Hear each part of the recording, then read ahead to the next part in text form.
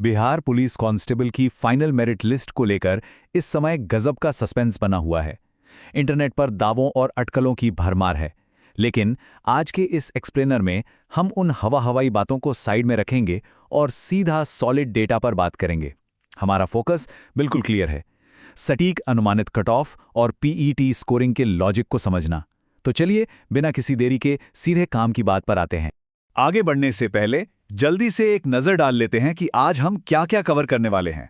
हम merit list के आने की संभावित तारीखों से शुरू करेंगे, फिर पीईटी स्कोरिंग का गणित समझेंगे, उसके बाद पुरुष और महिला उम्मीदवारों के लिए अनुमानित कट ऑफ पर बात करेंगे और आखिर में इस फाइनल स्टेज के लिए कुछ बहुत ही जरूरी सुझाव देखेंगे। तो आइए सबसे पहले और सबसे बड़े मुद्दे से शुरुआत करते हैं, वो मेरिट लिस्ट, जिसका इस समय सबसे ज्यादा इंतजार हो रहा है। अब सोर्स मटेरियल में एक बहुत ही स्पेसिफिक टाइमलाइन दी गई है। सवाल यह है कि क्या फाइनल मेरिट लिस्ट वाकई 25 से 28 तारीख के बीच आ रही है? देखिए, कई जानकारों का मानना है कि यही वो क्रूशियल विंडो है जब पीईटी रिजल्ट और फाइनल मेरिट लिस्ट दोनों एक साथ घोषित किए जा सकते हैं। और ये कोई रैंडम तारीखें नहीं है, बल्कि हाल के डेटा और डिस्कशंस पर बेस्ड एक मजबूत अनुमान है। और ये सस्पेंस इतना बड़ा क्यों है? क्योंकि बात सिर्फ कुछ हजार लोगों की नहीं है, लाखों उम्मीदवारों की नज़रें इस फाइनल रिजल्ट पर टिकी हैं। ये भर्ती प्रक्रिया अपने आप में बहुत विशाल है। इतनी बड़ी संख्या होने की वजह से ही स्टूडेंट्स के फीडबैक और एक्सपर्ट्स के अनुमानों से जो डेटा निकल कर आया है, उसका सही से विश्लेषण करना हमारे लिए और भी ज़्यादा इंपॉर्टेंट हो जाता है। कट ऑफ के नंबर्स पर जंप करने से पहले दूसरा सबसे अहम हिस्सा आता है पीईटी स्कोरिंग को समझना। आखिर ये फाइनल मेरिट बनती कैसे है? पीईटी के पूरे 100 अंकों का जो ब्रेकडाउन है वो बिल्कुल साफ है। इसे 3 हिस्सों में बांटा गया है। सबसे बड़ा चंक है दौड़ का, जिसके लिए सीधे सीधे 50 अंक तय हैं।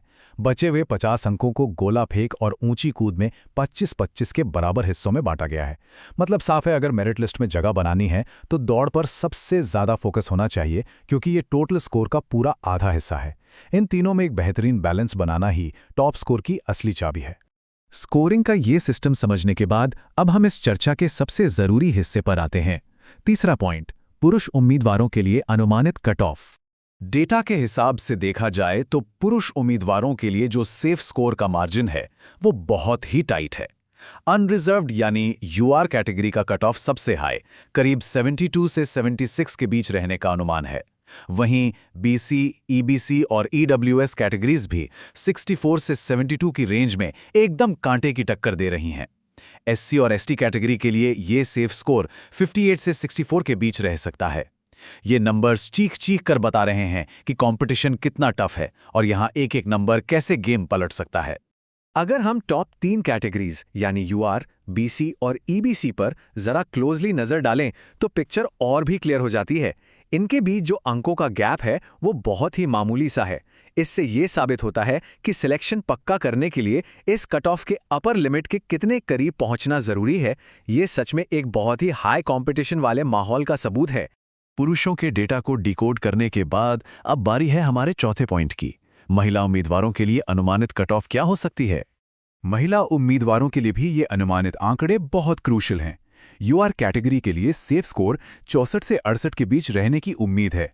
वहीं बीसी और ईबीसी के लिए ये रेंज 56 से 64 के आसपास है। एससी और एसटी उम्मीदवारों की बात करें तो कट ऑफ 50 से 56 के बीच रह सकता है। हालांकि हमें ये हमेशा ध्यान रखना होगा कि ये कोई ऑफिशियल रिजल्ट्स नहीं है, बल्कि एक्सपर्ट एनालिसिस पर आधारित एक बहुत ही सॉलिड प्रेडिक्शन है। अब अगर एक सीधा सा कंपैरिजन करें तो पुरुष यूआर का अनुमानित कट ऑफ 72 से 76 है, जबकि इसके मुकाबले महिला यूआर का कट ऑफ 64 से 68 की रेंज में है। ये डेटा स्कोरिंग थ्रेशोल्ड के फर्क को बहुत अच्छी तरह से हाईलाइट करता है। इससे ये समझने में मदद मिलती है कि अलग अलग वर्गों के बीच कंपटीशन का लेवल किस तरह से बदलता है। तो कट ऑफ और डेटा पर तो हमने काफी डिटेल में बात कर ली। अब हम इस एक्सप्लेनर के 5वें और आखिरी चरण पर आते हैं, जो यकीनन सबसे प्रैक्टिकल हिस्सा है। देखिए, किसी भी बड़े रिजल्ट का वेट करना हमेशा स्ट्रेसफुल होता है, लेकिन सोर्स मटेरियल कुछ बहुत ही ग्राउंडेड और काम की एडवाइस देता है। पहला रूल, रिजल्ट आने तक पेशेंस बनाए रखें, यानी थोड़ा धैर्य रखें। दूसरा, अफवाहों से बिल्कुल दूर रहें। इस टाइम सोशल मीडिया पर फेक न्यूज़ और भ्रामक बातों की जैसे बाढ़ सी आ जाती है, उनसे बचना है। और सबसे जरूरी बात, अपनी आगे की तैयारी किसी भी हाल में ना रोकें। इसी पॉजिटिविटी और मोटिवेशन को बनाए रखने के लिए सोर्स मटेरियल में एक बहुत ही कमाल की और एनर्जी से भरी लाइन कही गई है, जिसमें थोड़ा सा देसी टच भी है। आज की मेहनत, कल की वर्दी। ये सिर्फ कुछ लफ्ज नहीं है, बल्कि अपने आप में एक पूरा जज्बा है। ये लाइन हमें याद दिलाती है कि चाहे इस पल का रिजल्ट जो भी हो, लगातार की गई मेहनत हमेशा एक बेहतर कल की तरफ ले जाती है। तो इसी के साथ आखिर में एक बहुत बड़ा सवाल हमारे सामने आता है, क्या ये फाइनल कट ऑफ सच में इन अनुमानों से हूबहू मैच करेगी, या फिर इस बार हमें कोई बहुत बड़ा सरप्राइज मिलने वाला है? देखिए, डेटा और एनालिसिस अपनी जगह बिल्कुल सही है, लेकिन असलियत हमेशा कुछ नया लेकर आ सकती है। जब तक ऑफिशियल लिस्ट सामने नहीं आ जाती, ये सस्पेंस तो बना रहेगा। लेकिन हाँ, इन आंकड़ों ने पूरी पिक्चर को समझने में बहुत मदद की है। अब बस इंतजार है असली नतीजों का।